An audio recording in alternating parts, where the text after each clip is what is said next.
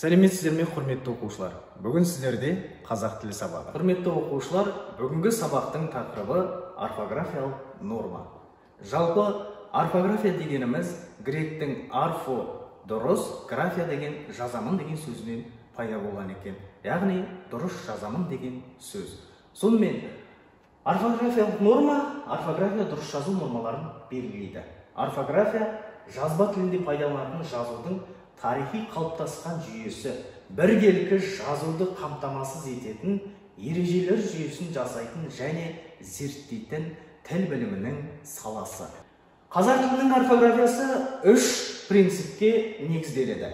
Бірінші морфологиялық принцип, фонетикалық принцип және дәстүрлі тарихи принцип. Морфологиялық принцип морфемалардың, яғни сөзбен қосымша құрамында болатын дыбыс алмасуларын ескермей, сөздің морфологиялық құрамын, бастапқы қалпын сақтап жазу. Мысалы, айтылудағы өзгерістер мәңгілік ел.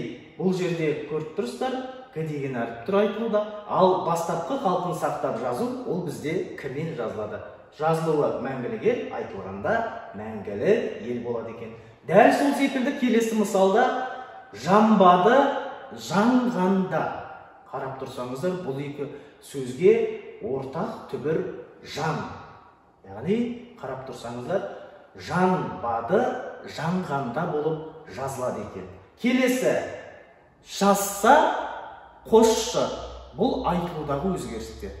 Ал бастапқы қалпын сақтап жазу, бұл бізде жазылған кезде жазса, қосшы болып жазылады. Келесі бізде фонетикалық принцип бойынша сөз айтылуындағыдай жазылады. Яғни, әрбір әріп фонеман емес, дыбысты белгілейді. Ол дегеніміз айтылу бойынша жазылады. Мысалы, біз құлагер деп айтамыз айтылуында. Дәл солай жазылады. Ол морфологиялық құрамы сақталмай, дыбыстық өзгеріске ұшырап, айтылуы бойынша жазылады. Қарап тұрсаңыздар, мысалға, құла және кер деген сөздің қосылуы арқылы жазылып тұр. Ал ол морфологиялық құрылымы сақталмай, дыбыстық өзгеріске ұшыраған кезде айтылу бойынша жазылады. Құлагер, аман келді болады. Жан келді деп айтамыз. Бота көз дейміз. Және қалай айтылды, айтылу бойынша солай жазылады екен.